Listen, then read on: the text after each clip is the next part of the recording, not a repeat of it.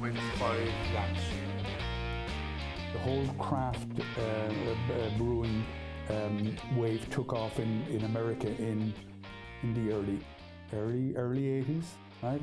So they went from zero in the early 80s to where they are now in America, which is that craft beer is 12% of the American consumption, right? So if you look at Irish craft beer today, it's even with 72 breweries, it's just 3% of the Irish beer consumption.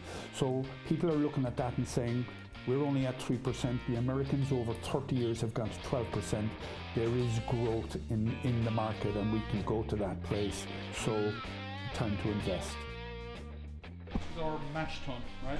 And it's in this vessel here that we mix the milled malt with hot water. It's the time temperature regime in this vessel allows the enzymes in the malt to become active, and they convert the starch in the malt into sugar. In the chiller, hot water, or cold water rather, goes up one side of the plate, hot liquor down hot works down the other side of the plate, and you get a massive heat transfer. So the cold liquor actually heats up to about 70 degrees and goes back into our hot liquor tank. The hot works at 100 degrees or cool down to fermentation temperature of about 16 to 18 degrees centigrade.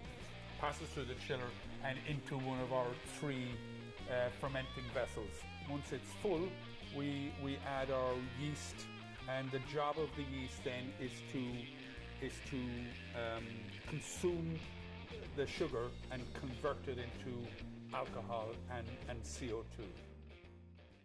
5 years ago, if you were a pub not selling Guinness or Heineken, you'd have been out of business in a fortnight. Now there's at least 6 pubs around the city centre serving only craft beer, and there's one of them serving only Irish craft beer. You know, in 5 years we've come a long way.